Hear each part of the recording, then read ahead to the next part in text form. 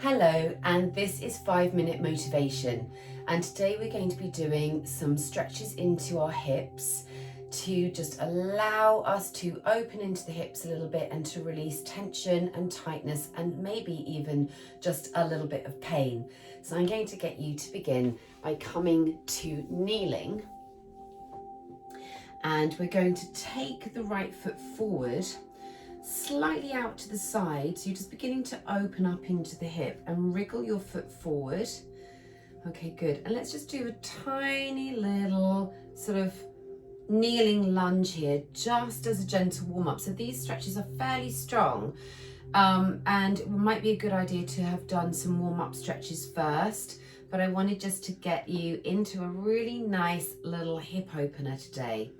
So we're then going to bring the ribs and the shoulders forward and pop down to an all fours position. I'm just going to turn around so you can see.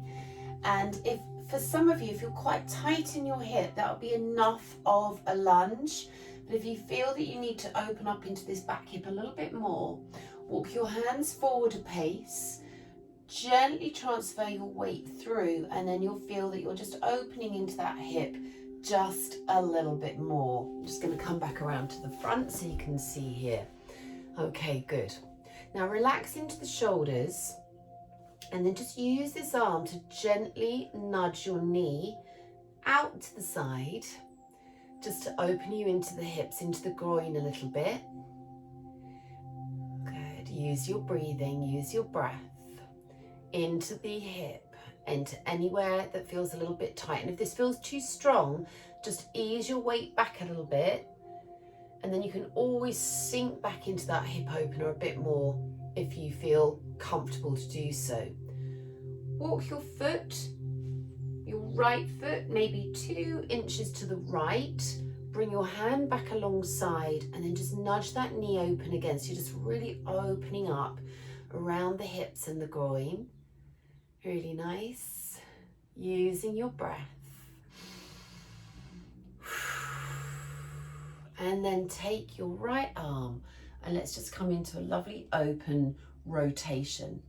Soften the shoulders, look up to the fingertips. Really good. And then ease that hand back down. Draw your leg in and we can just sink back into child pose here, just for a little recovery. Relaxing into the head, neck and shoulders, breathing into your back body. And then we can bring ourselves back up again to kneeling. Step forward with your left leg this time, maybe slightly out to the side. And again, just a small little kneeling lunge, just to allow that hip to open a little bit. Just a few. Now this is only 5 minutes, just to give you some ideas. So if you feel that you need a longer warm up before you come into this deeper stretch, that's fine. Or if you feel that you want to do any of these stretches for a little bit longer than we have together today, that's also really good. Then we're going to pop your hands down onto the mat.